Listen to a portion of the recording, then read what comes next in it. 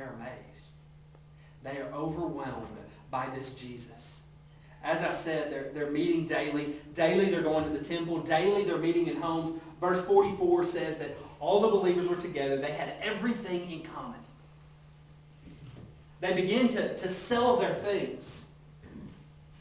Now, I don't think this means that when they first came to faith, all of a sudden they sold everything they owned. They had nothing. It's no vow of poverty that's going on here. The idea is they're selling what they don't need to meet the needs of others. I think that's important to notice also. And Joe, you made comment to this as you were praying earlier. Preachers that preach a message different than this drive me crazy. And we see it all of the time. There is this understanding somehow that when you choose to come and follow Jesus, all of a sudden all of your problems go away. It fires me up to hear preachers preach that on television.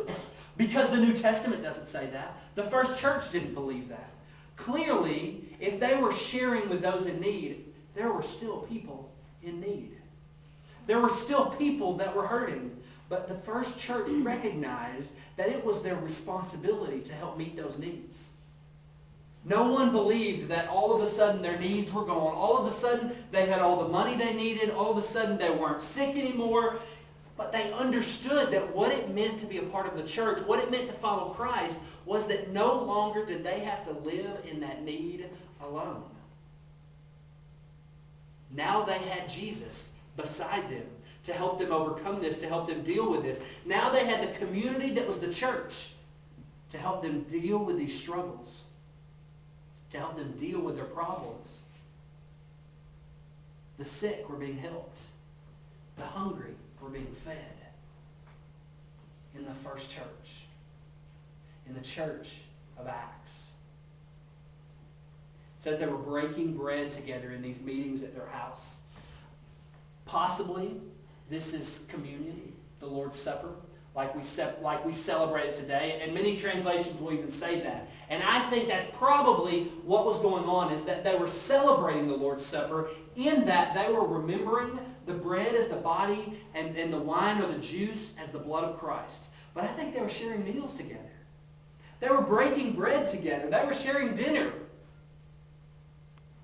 Something they had done before. All of a sudden in their lives, something that begins to happen that is so amazing that I think is the call of the church is suddenly the normal was becoming sacred. They shared meals together. They'd invited friends to their house to have dinner before. But suddenly the normal, a loaf of bread at dinner, became sacred.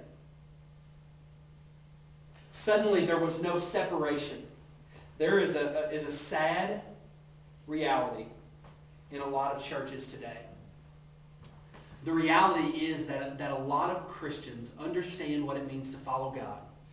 Understand what it means. And I believe they're well-intentioned, but they understand what it means to be a Christian is to come to a building like this and worship once or twice or maybe 3 times a week. In the first church, they didn't see that as enough. You see, they were still going to the temple, but they believed that there was something more. Church, I believe that the call of Christ and the call for us to follow this Messiah, this Savior, is something more than just gathering. You see, these people in the first church were so amazed by who Jesus was. They were so transformed and so changed that this began to seep into every piece of their life. It began to creep into their relationships with their family, with their friends, with their neighbors.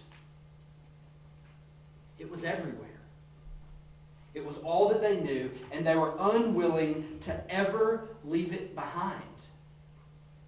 It was every piece of what they were. It was every piece of what they're doing.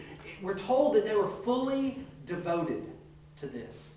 They were overcome. They were all in. They were sold out.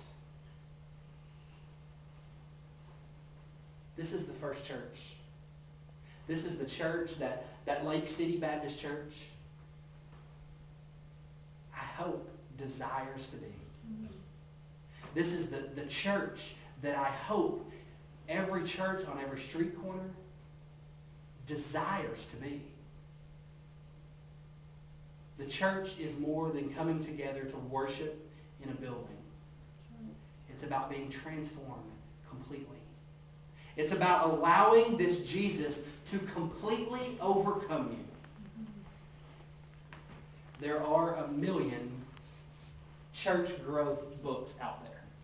There are tons about how to grow a church. These get read, and I believe that churches desire to grow, some of them selfishly.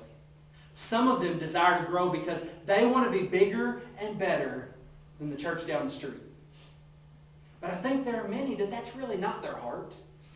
They're looking at church growth methods, and many of these books, it's not about numbers. It really is about churches that desire that their neighbors come to know Christ for the first time.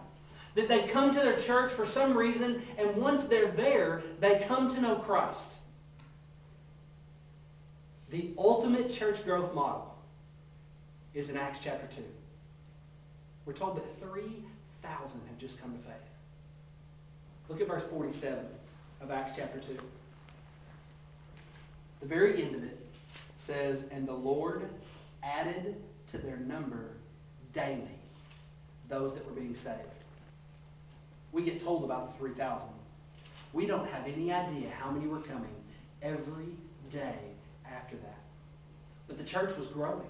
My guess is the church in Acts chapter 2 really didn't want to grow that much.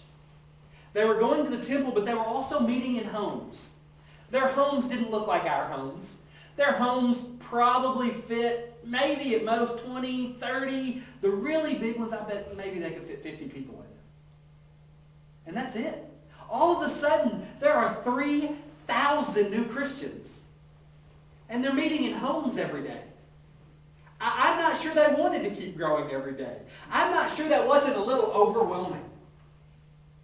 In a short matter of time, the disciples, the 120, have finally really come to believe that this is the Messiah. And now they can't stop growing. Now they can't stop overflowing their homes and having to go to new ones. Verse 43, I think really fits together with verse 47. In verse 47, we see that they're growing daily. In verse 43, it says, everyone was filled with awe. I'm not sure that's just talking about the disciples. I'm not sure that is just talking about the believers. I think it's talking about the Jewish people. I think it's talking about the community that was surrounding these 3,000 plus who were worshiping daily at the temple and in homes. They were filled with awe. They were amazed.